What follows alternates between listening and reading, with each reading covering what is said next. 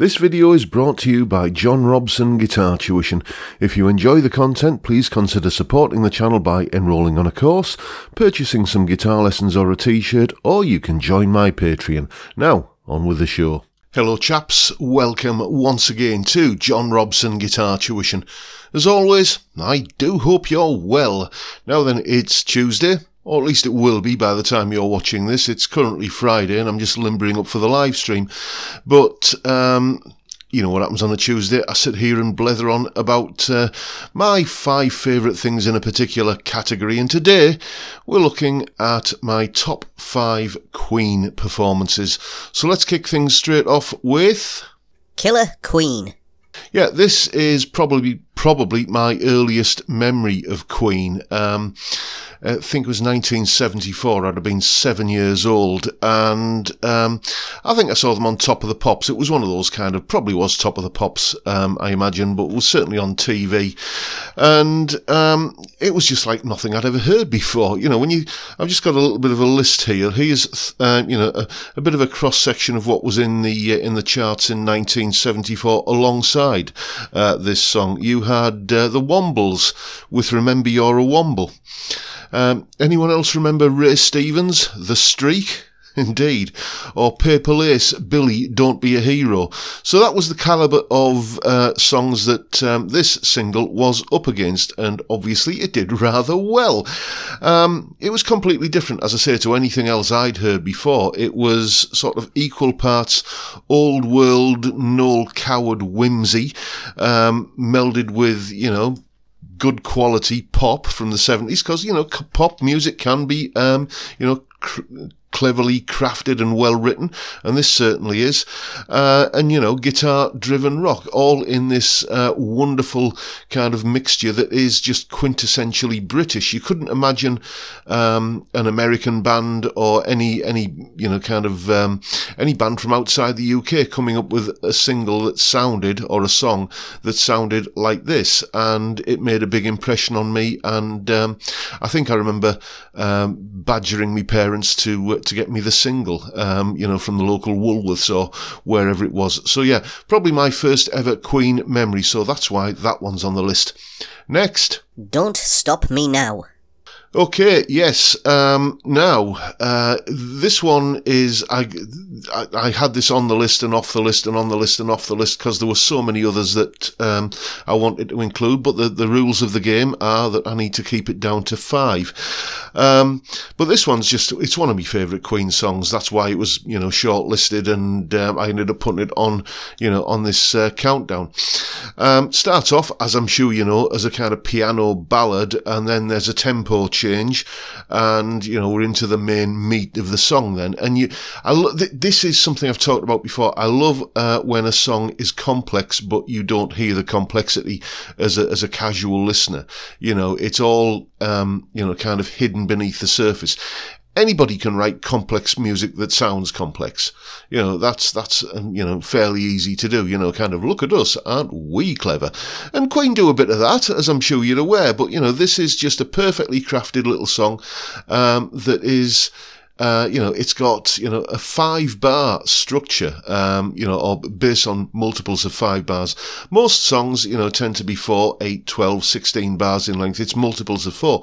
This is multiples of 5, and you never kind of get that sense that, oh, there's something a bit odd about you know, the kind of structure of this song. It's just so well written. You know, you got, as I say, tempo changes and that 5-bar kind of structure and secondary dominant chords all over the place. It's you know, it's well written, it's cleverly written, and I like that. And as I say, I like the fact that it's, you know, it still sounds just perfectly accessible.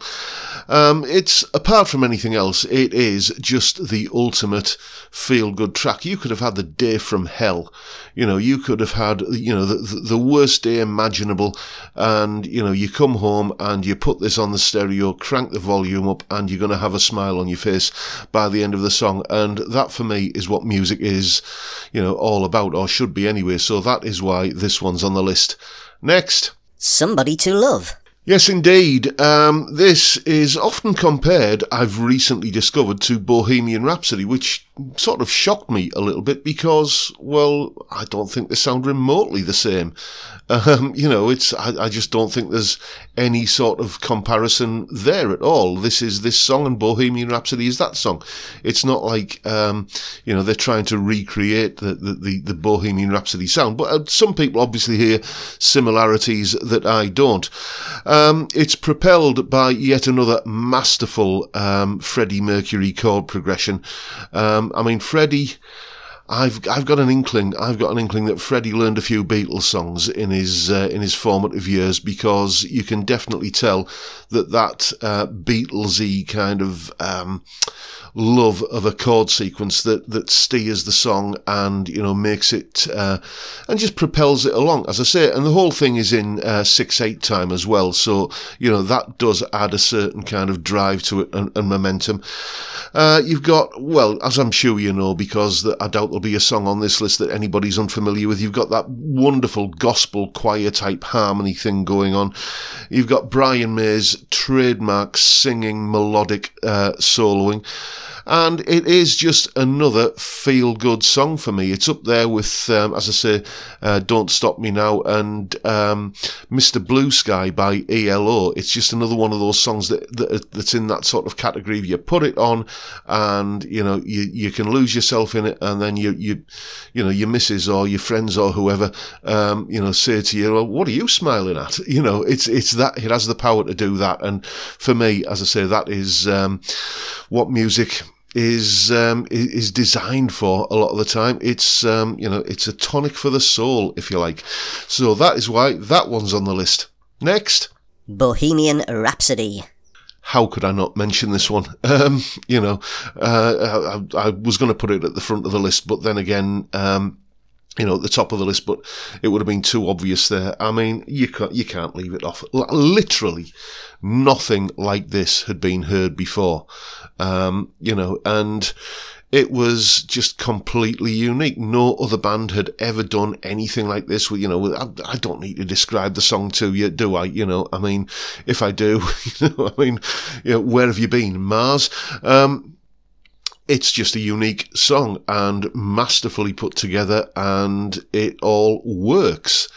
You know, I remember, I think I was, dear me, I was, I guess, 8 years old, probably when I first heard this, and that famous promo film, as they were called in those days, I don't think they even had the word a video for a song back then, watching that week after week on Top of the Pops, you know, and just being utterly mesmerised by it. And even me granny, I seem to remember, was quite keen on it. So, you know, it definitely spanned the generations. As I say, completely unique. Nothing like this, nothing as experimental as this had been done before, really, in you know, I guess, yeah, probably it had, but not in this way, by, you know, a rock band. For me, that means it's as important as something like Gershwin's Rhapsody in Blue, which, you know, melded kind of blues and jazz into the classical realm, or Elvis's That's All Right Mama. I mean, look at what that started off, you know. You know, that is, you know, the origins of rock and roll as we know it. Or maybe, you know, talking about the Beatles, you know, Sgt. Pepper. You know, for me, Bohemian Rhapsody is as important as any of those moments in rock history for the impact that it had. And as I said, that's why it's on this list. I could not leave it off. Next. Live Aid. Yeah, now this is why, you see, I call these videos my top 5 performances rather than songs, because, you know, you're talking about Queen and their greatest moments. You've got to talk about this set that they did at Live Aid. It is just astonishingly good to this day. I was 18 years old in that summer of 1985. And, you know, I was, of course, this was a big music event. All of my friends were watching. I think I had a couple of mates around the house, and we were drinking some of my dad's lager at the time, you know, as you do when you're that age. And watching this, I mean, I've got to admit, I was, yeah, I like Queen, you know, as I've said, I've done kind of this video about them, and I'd liked them up to that point, but, you know, their early 80s output, that, you know, that album Hot Space, which was a bit meh, to be honest with you. There was a sense, I think, that Queen by the 80s were kind of going off the boil, at least a little bit. The reason I was, excited, the band I was excited to see on Live Aid, I have to say, were Dire Straits, and they did a really good set. I think most of the set I seem to remember from, it's a long time ago, but most of their set was like an extended guitar solo on the end of Sultans of Swing. Great set, but Queen came on, and I just thought, oh, okay, yeah. This is a band who are, they are far from peaked. This is a band who are still at the height of their powers. I'm sure you're familiar with the set. If you're not, I've linked to it down below along with all of the other performances I'm talking about here.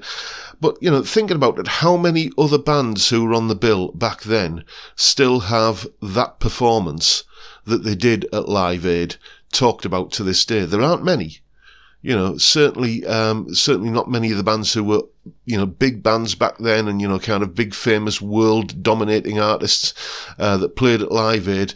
How many of them have that Live Aid, part of their career, kind of celebrated as one of the true heights of what they did?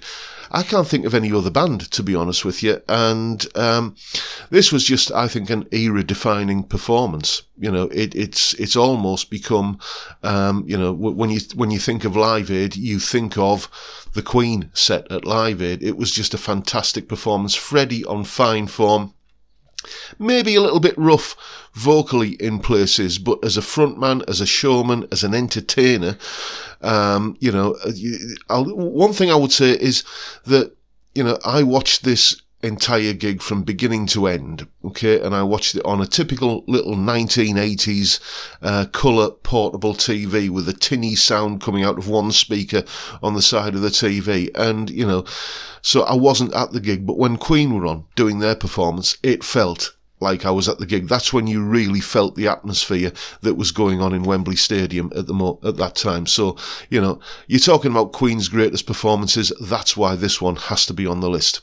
So, there you go, folks. Those are my top 5 Queen performances. If you're a Queen fan, and I'm imagining you probably are, because why would you be watching a video where somebody's talking about them, then why not leave your top 5 Queen performances in the comments below, and maybe a line or two about what it is that makes each one deserve a place on your list. And that's pretty much it for today, folks. Hope you've enjoyed the video, found it reasonably entertaining. That is, after all, the reason why I sit here and blether away like this. And if you have found it so entertaining, then why not hit the subscribe button and the notification bell if you haven't already done so, and give me a like while you're at it. But for now, I'll bid you all a good day and say thank you so much for watching. Thank you so much for your time. Don't forget the live stream on Friday, 5 PM UK time. It's all about the beer and the chat. But for now, I'll bid you all a good day and say thanks for watching. Stay well, stay safe, and above all, stay sane. Bye for now.